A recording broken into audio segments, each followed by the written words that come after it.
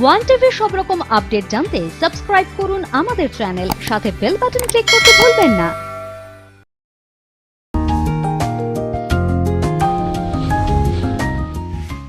এক cup liquor চায়ে চুমুক দিয়ে বইয়ের পাতা উল্টে মেতে যাওয়ার আড্ডা, বই আড্ডা লিকার চা। আজ বই আড্ডা লিকার চা অনুষ্ঠানে আমাদের অতিথি কবি গদ্যকার অয়ন বন্দ্যোপাধ্যায়। অয়ন, আপনাকে আমাদের অনুষ্ঠানে স্বাগত। ধন্যবাদ শিবাশিসদা। আপনি মূলত কবিতা লিখতেন, অথচ গদ্যও দেখেছি আপনি বারবার লিখে গেছেন। গল্প লিখেছেন, ছোটদের জন্য লেখা লিখেছেন অজস্র, বড়দের জন্য গল্প লিখেছেন। এইরকম দ্বিচারিতা কেন? ভালো প্রশ্নটা করেছেন, দ্বিচারিতা।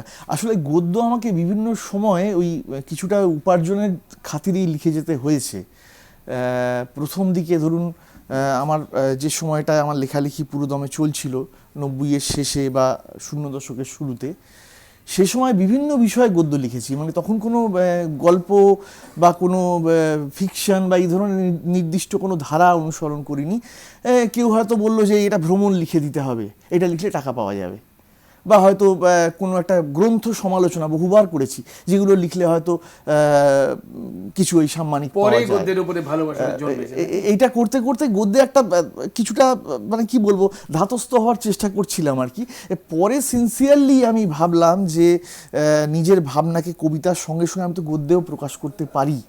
তবে গদ্য নিয়ে যদি আপনি বলেন, গদ্যে আমার মানে আমি বলবো গডফাদার শব্দটা চালু আছে, গড মাদার বলবো আমি এক্ষেত্রে। আমাকে গদ্যে নিয়ে আসেন সাহিত্যিক বাণী বসু, বাণীদি। আমি বলি আমার দ্বিতীয় মা বাণীদি আর কি। আমার জীবনের নানান ওঠাপড়া বাঁক এগুলোতে সযত্ন তার পরামর্শ, তার উৎসাহ, প্রেরণা এটা একটা বড় ভূমিকা পালন করেছে। গদ্যের ক্ষেত্রে তো খুব বড় একটা ভূমিকা তিনি আমার জীবনে একটা বড় রোল প্লে করেছেন। কারণ আমাকে সিনসিয়ারলি তিনিই প্রথম বলেন যে তুমি গল্প লিখতে পারবে, তুমি ছোট গল্পে এসো, তুমি গল্প লিখতে পারবে। তো মূলত তার হাত ধরেই গদ্য লেখাটা আমার মানে আমার ওই আত্মবিশ্বাসটা জন্মায় যে আমি গল্প লিখতে পারবো। এটা জানা ছিল না দর্শক বন্ধু যারা দেখছেন। বাণী বসু তিনি নিজে একজন খুবই বিখ্যাত লেখিকা। তিনি তার পরবর্তী তরুণ প্রজন্মের একজনকে গদ্য লেখায় অনুপ্রাণিত করছেন, এটা সত্যি খুব আনন্দের ব্যাপার।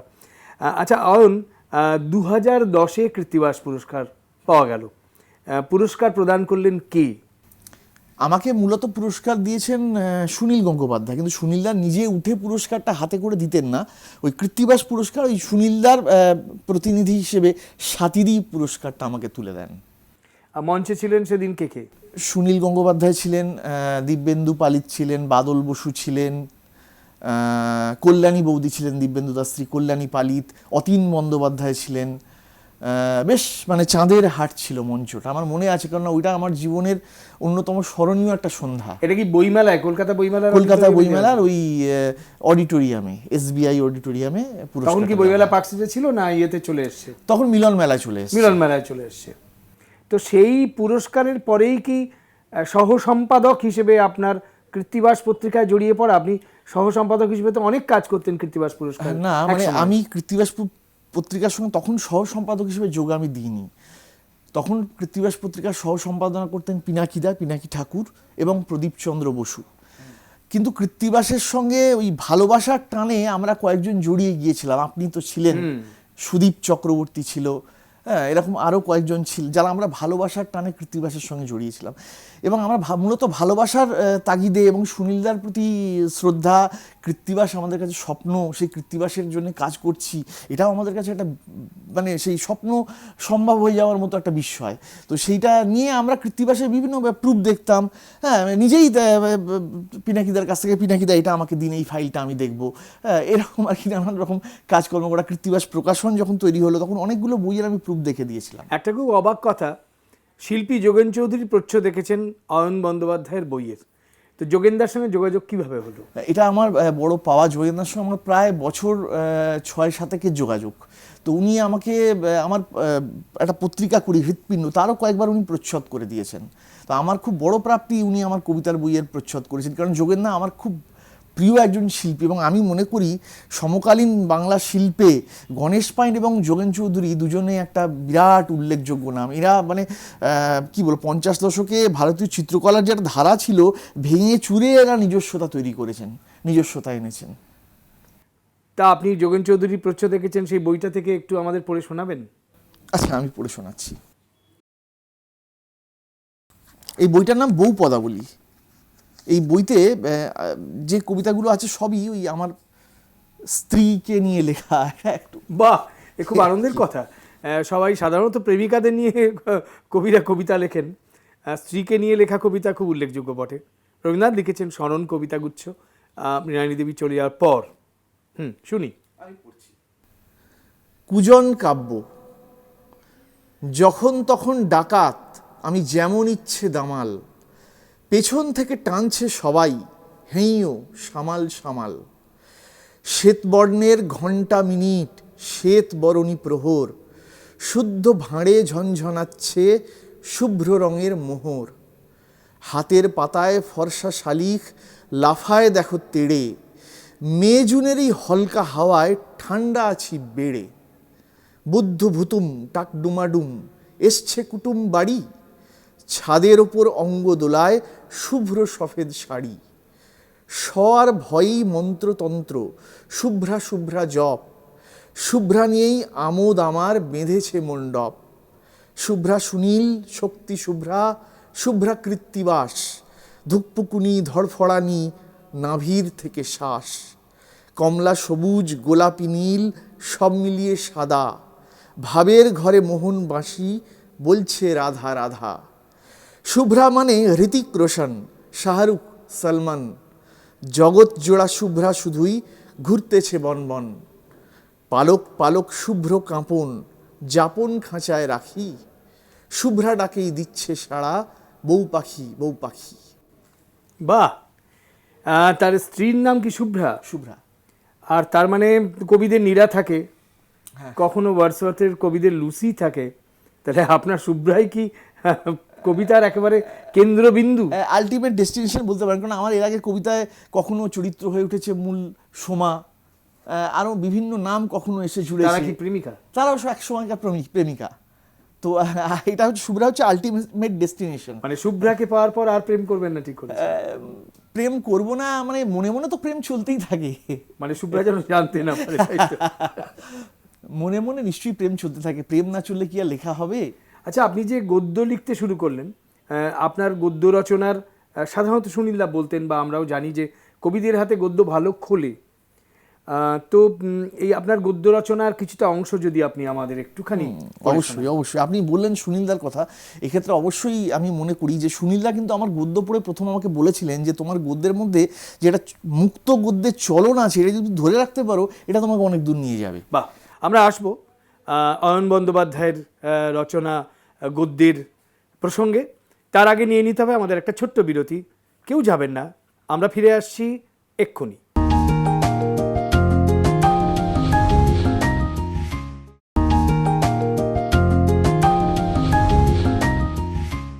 ফিরে এলাম বই আড্ডা লিকার চা অনুষ্ঠান নিয়ে। আজ আমাদের সঙ্গে রয়েছেন কবি গদ্যকার অয়ন বন্দ্যোপাধ্যায়। অয়ন, কথা হচ্ছিল তোমার গদ্য রচনা শৈলী নিয়ে। তা সামাজিক নানান যে অসঙ্গতি, এই নিয়ে কি তুমি কখনো তির্যক গদ্য এই ধরনের রচনা? আমার আমি যে কটা ছোট গল্প লিখেছি বেশিরভাগই কিন্তু এই সামাজিক অসঙ্গতি নিয়ে একটা তির্যক দৃষ্টিতে দেখা, বা আমরা চারপাশটা যেভাবে দেখছি সেটা একটু বাঁকা চোখে দেখলে কীরকম ধরা পড়ে, এইগুলো আমি মোটামুটি চেষ্টা করেছি আমার সমসাময়িক চারপাশটাকে একটু বক্র দৃষ্টিভঙ্গিতে দেখা। সেরকম একটু রচনার অংশ কি আমাদের দর্শক বন্ধু যারা দেখছেন তাদের জন্য তুমি আমাদের শোনাতে পারো? নিশ্চয়ই, আমি একটা ছোট গল্পের অংশ একটুখানি পড়ছি। আপনি যেরকম বললেন এই ছোট গল্পটা সেই রকম, মানে একটা ভ্যাগাবন্ড ক্যারেক্টার, মানে যাকে আমরা জোচ্চোরও বলতে পারি, সেই তার দৃষ্টিভঙ্গিতে সে কিভাবে দেখছে চারপাশটা। বেশ। গল্পটির নাম ছিল নিষ্ফলা গাছের আয়ু। দিবাকর হলো এই শহরের সবচেয়ে সন্ধানী দালাল কাম ভ্যাগাবন্ড কাম নেশাজীবী। কেউ কেউ আবার মনে করে সে একজন উচ্চ স্তরের প্রতিভাবান কবিও। কথার মধ্যে অমন হেঁয়ালির টাকনা, আর ছন্দ মিলে চাট নইলে আসে কি করে? সে যতই ক্লাস 8 পাস হও না কেন, এসবের গূঢ় অর্থ আছে নিশ্চয়ই। কোনো কোনো বাড়িতে ভাড়াটে বসলো তো বাড়িওয়ালা আর ভাড়াটিয়া দুতরফ থেকেই পাওনা আদায়, প্রয়োজন তো দুপক্ষেরই। দালালি না দিয়ে যায় কোথায়? বাজারের মোড়ে দোকানঘর চাও, স্কোয়ার ফুটের হিসেব অনুযায়ী দালালি ওঠানামা করে। ফ্ল্যাট বুক করতে হলেও একটা নির্দিষ্ট বরাদ্দ বাঁধা। থানার সেজবাবুও যে ওই ছিলিমেরই পার্টনার, রাত 12টার পর পুলিশ দালাল সব মিলেমিশে একাকার। ভদ্রলোকেরা না দিয়ে যায় কোথায়? ভদ্রলোকেদের দলে অবশ্য চুনিলাল সামন্ত পড়ে, তল্লাট জুড়ে তার প্রভাব প্রতিপত্তি আর ধবধবে ভাবমূর্তি। 2 দফার ভোটেই তাকে কেউ হারাতে পারেনি।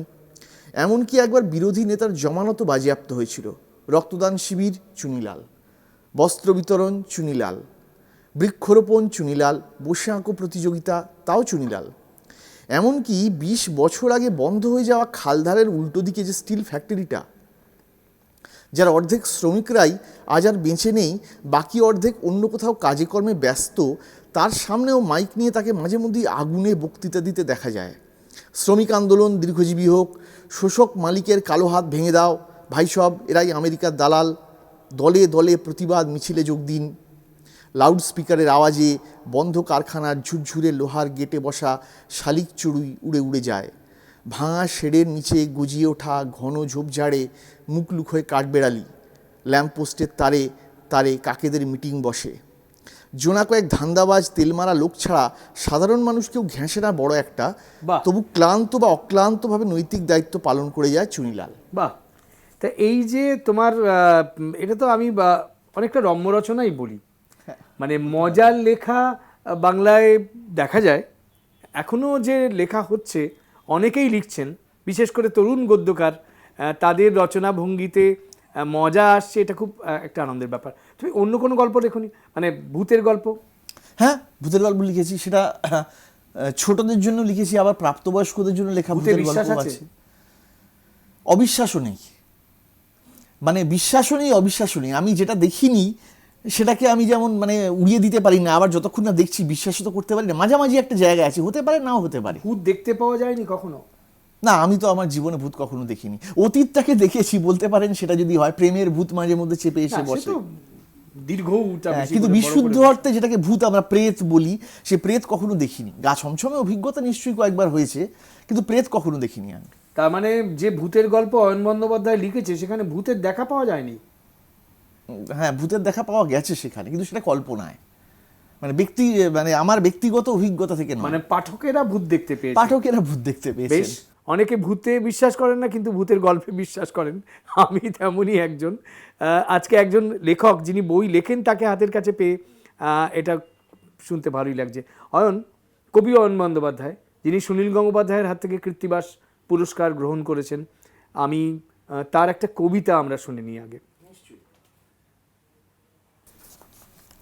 কোন বইয়ের জন্য 2010 সালের কৃত্তিবাস পুরস্কার দেওয়া হয়েছিল? হ্যাঁ, কবি দানব আনন্দ পাবলিশার্স থেকে বইটা বেরিয়েছিল 2009-এ। 2010-এ ওইটার জন্য আমাকে কৃত্তিবাস পুরস্কার দেওয়া হয়। আনন্দ পাবলিশার্স সিগনেট প্রকাশন, তো আনন্দ পাবলিশার্স অধিগ্রহণ করার পরে একসাথে সিগনেট আনন্দ একসঙ্গে হয়ে গেছে। তখনও আনন্দ পাবলিশার্স নামেই বেরোতো? হ্যাঁ, তখন আমি যখন বই, তখন আনন্দ পাবলিশার্স নামেই বেরোতো। যেমন কবিতা একটা শুনে নি। আমি এই সদ্য প্রকাশিত বই থেকে একটা কবিতা পড়ছি। এই বইটার নাম চোখ বা ব্ল্যাক হোল।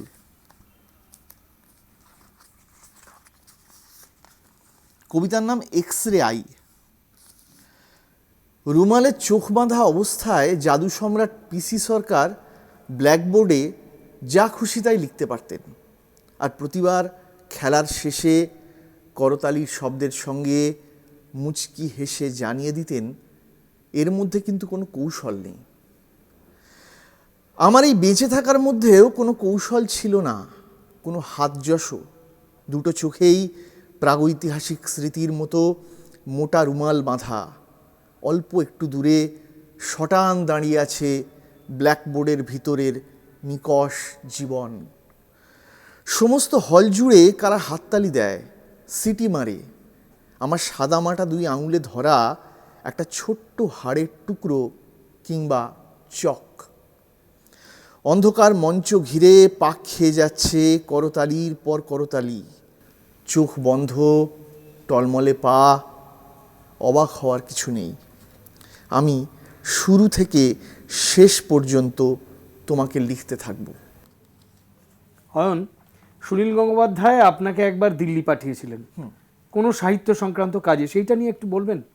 হ্যাঁ, ওই 2010-এ দিল্লিতে কমনওয়েলথ রাইটার্স ফেস্টিভ্যাল একটা হয়। কমনওয়েলথ কান্ট্রিগুলোকে নিয়ে সাহিত্য একাডেমি একটা রাইটার্স ফেস্টিভ্যালের আয়োজন করেন, মেলবন্ধন করেন, এবং সেখানে মানে কমনওয়েলথ ভুক্ত দেশগুলো থেকে সমস্ত লেখকরা আসেন, এবং আমাদের ভারতীয় সাহিত্যেরও যারা বিভিন্ন ভাষার লেখক তাদেরও সেই সঙ্গে বিভিন্ন সেমিনারে। আমি বাংলার প্রতিনিধি হয়ে ওখানে গিয়েছিলাম আর কি। ওখানে কোনো বিদেশি লেখকদের সঙ্গে আপনার আলাপ পরিচয়? হ্যাঁ, ওখানে আলাপ পরিচয় হয়েছিল, এক্সচেঞ্জ হয়েছিল। কেনিয়ার একজন কবির সঙ্গে, তার নামটা এই মুহূর্তে আমার মনে নেই, ভাব আদান প্রদান হয়েছিল। এছাড়া আমি বিস্মিত হয়েছিলাম যে গুজরাটি এবং পাঞ্জাবি ভাষায় যে চমৎকার গদ্য এবং কবিতা লেখা হচ্ছে। গুজরাটি একটি ছেলে জাতুষ যোশী, যে বোধহয় পরে যুব পুরস্কারও পায় ওদের ভাষার, সাহিত্য একাডেমি যুব পুরস্কার, তার সঙ্গে এখনও যোগাযোগ, ওখানে আলাপ হয়েছিল। অসাধারণ কবিতা লিখে ছেলেটি, মূলত অনুকবিতা, 2-3 লাইনের মধ্যে। আমরা কমনওয়েলথ দেশভুক্ত সারা পৃথিবীর নানান প্রান্তের যারা সাহিত্য প্রয়াসী তাদের সঙ্গে আলাপচারিতা কেমন জমে উঠেছিল অয়ন বন্দ্যোপাধ্যায়ের, সে কথা শুনবো পরে। তার আগে একটা ছোট্ট বিরতি নিতে আসবে, কেউ যাবেন না, ফিরে আসছি এক্ষুনি।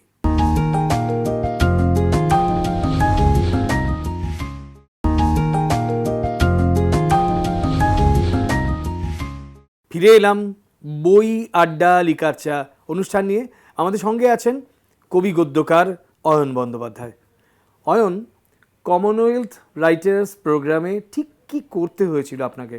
মূলত যেটা করতে হয়েছিল সেটা ডেস্ক ওয়ার্ক, মানে বিভিন্ন সেমিনারে যে আলোচনাগুলো হচ্ছে ভারতীয় ভাষার উপরে, তার থেকে কিছু কিছু উল্লেখযোগ্য। আর আপনাকে বলতে হয়েছিল? হ্যাঁ, আমাকে বাংলা সাহিত্য নিয়ে সামান্য একটু বলতে হয়েছিল। সেটা খুব বড় কিছু করে বলতে হয়নি। মূলত কাজটা ছিল, যেটা সুনীল গঙ্গোপাধ্যায় যে দায়িত্বটা দিয়েছিলেন, যে ভারতীয় ভাষার যে সেমিনারগুলো সেখান থেকে উল্লেখযোগ্য পয়েন্টসগুলো নোট করে তারপর সেটা মানে ওকে জমা দেওয়া আর কি, ওর কাছে দেওয়া সেটা। আচ্ছা, আপনি এই যে কবিতা লেখা, তারপরে ধরুন গদ্য রচনা বড়দের জন্য লিখেছেন, এর মাঝে মাঝে ছোটদের লেখা লিখেছেন। হ্যাঁ, ছোটদের জন্য। তো আমাদের একটা খুব আগ্রহের বিষয় যে বড়দের জন্য যারা লেখেন তারা ছোটদের জন্য লেখেন, আপনি তো ধারাবাহিকভাবে ছোটদের জন্য লিখেছেন। একসময় শিশু কিশোর একাডেমিতে বোধহয় অনুষ্ঠানগুলোতে আপনাকে বারবার দেখা যেত। নিয়মিত যেতাম, ডাক পেতাম, এবং শিশু কিশোর একাডেমির যে পত্রিকাটা বেরোতো ওদের চিরসবুজ লেখা, ওখানেও নিয়মিত লিখেছি। এছাড়া আচ্ছা, ছোটদের জন্য ছড়ার কোনো বই আপনি প্রকাশ করেছেন? হ্যাঁ, আমার একটা ছোটদের জন্য ছড়ার বই আছে। তাহলে আমাদের যদি শোনান একটু, খুব ভালো হয়। এই আমার ছড়ার বইটার নাম হচ্ছে উড়িয়ে দিলাম অঙ্ক খাতা। এটা প্রকাশ করেছিল দ্বীপ প্রকাশন। উড়িয়ে দিলাম অঙ্ক খাতা? উড়িয়ে দিলাম। ছোটরা তো খুব খুশি হবে, অঙ্ক করাটাই তো খুব চাপের। তো অঙ্ক খাতা যদি উড়িয়েই দিতে চান কবিরা, তাহলে তো ভালোই হয়, শুনি। প্রচ্ছদ করেছিলেন দেবাশিস দেব, এটা আমার কাছে গর্বের বিষয়। দেবাশিস দার ইলাস্ট্রেশন ছোটবেলা থেকে মানে দেখে আসছি আনন্দমেলার পাতায়। ছড়ার নাম শার্দুল রাজ। বাঘ নিয়ে লিখিনি তো একটাও ছড়া, গুঁফো দক্ষিণ রায় গায়ে পিঠে ডোরা। বাঘ নিয়ে তো লিখিনি ছড়া একটাও, সোঁদর বনের লঞ্চ তুমি ফিরে যাও। লিখিনি তো একটাও ছড়া নিয়ে বাঘ, বন্দুক থাক পড়ে দৌড়িয়ে ভাগ। বাঘ নিয়ে একটাও ছড়া তো লিখিনি, অমন বলতে নেই মামা হন তিনি। বাহ, খুব ভালো। এবারে আপনি গদ্য রচনা করেছেন, এটা কি নারী পুরুষের সম্পর্ক কি আপনার গদ্যের মূল বিষয়?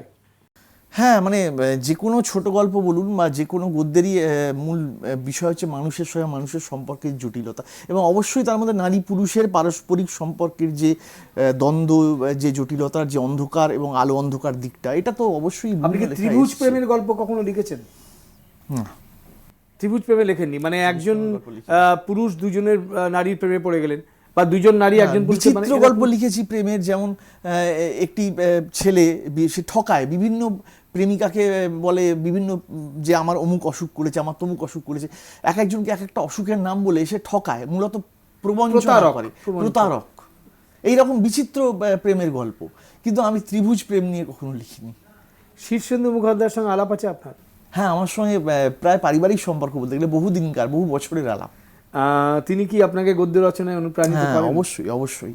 তিনি আমার গদ্যে মূলত আমি যে মজার একটা এসেন্স পেয়েছি, এটা শীর্ষেন্দুদারই কিছুটা দান বলতে হতে পারে। শীর্ষেন্দুদার উৎসাহ তো বটেই, অনুপ্রেরণা এবং তাঁর লেখা যে মূল রস, যেটা ওই একটা রম্য, একটা স্নিগ্ধ ভাব, এইটা আমার ওইভাবেই শীর্ষেন্দুদার লেখা পড়ার মধ্যে থেকে, ওর সঙ্গে মেলামেশার মধ্যে থেকে ওটা এসে গেছে। দেখা যাক। গদ্যকার অয়ন বন্দ্যোপাধ্যায়ের রমণীয় সুস্বাদু কলমের আস্বাদন গ্রহণ করি আমরা।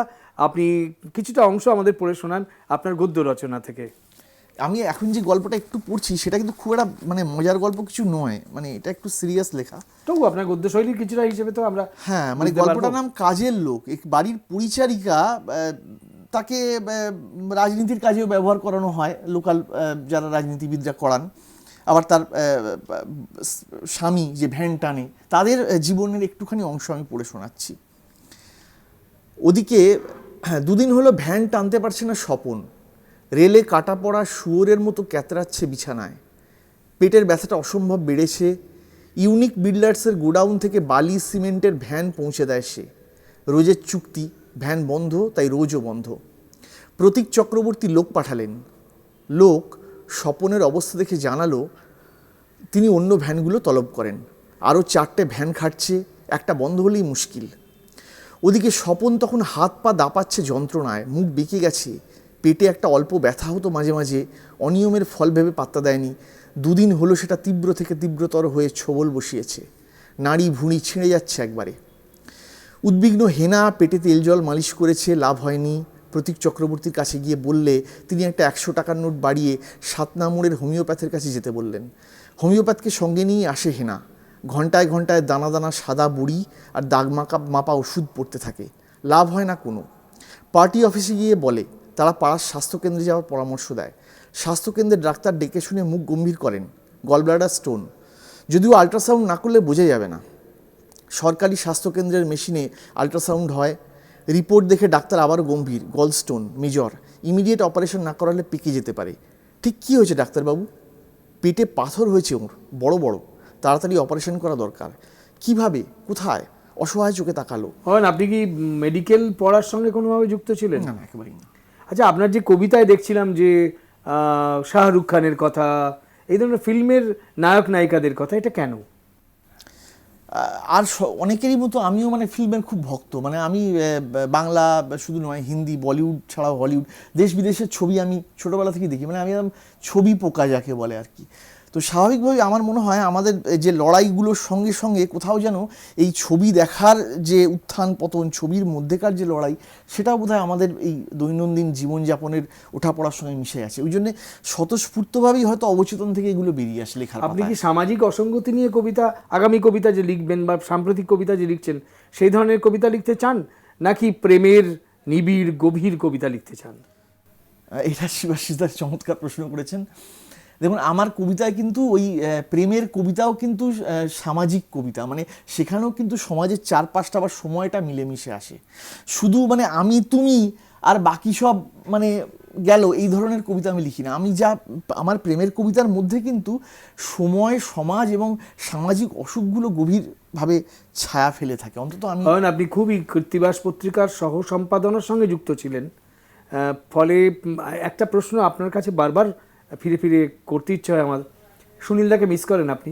অবশ্যই।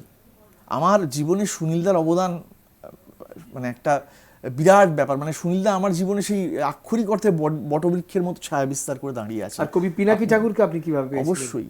পিনাকিদা আমার শুরুর দিকে লেখালেখির জীবনের সবচেয়ে বড় বন্ধু, অভিভাবক, মানে যাকে ফ্রেন্ড, ফিলোসফার অ্যান্ড গাইড বলে, সেই জিনিস আর কি।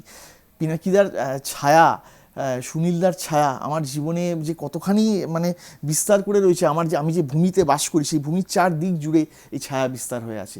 সুতরাং এটা তো অবশ্যম্ভাবী সত্য যে এই মানুষগুলোর অভাব জীবনে কোনোদিন যাবে না। এখনও বইমেলায় কখনো অনেক ভিড়ের মধ্যে অনেক লোকজন যখন দৌড়োয় কারুর দিকে, মনে হয় যে এই বোধহয় সুনীলদা এলেন, লোকে দৌড়চ্ছে দেখে ছবি তুলছে। বা মাঝে মাঝেই কৃত্তিবাসের স্টলে যদি কখনো যাই, মনে হয় এই পিনাকিদাকে দেখতে পাবো, পিনাকিদা হয়তো বেরিয়ে এই মাত্র বেরোলেন, হয়তো ঢুকছেন এক্ষুনি স্টলে বসবেন। বেশ, সুনীল গঙ্গোপাধ্যায় সম্পাদিত নবপর্যায়ের কৃত্তিবাস পত্রিকার টিম কৃত্তিবাসের একজন। অয়ন বন্দ্যোপাধ্যায় কবি গদ্যকার সঙ্গে ছিলেন আমাদের। অয়ন, আপনাকে অনেক ধন্যবাদ। ধন্যবাদ শিবাশিস দা আমাকে টাকার জন্যে।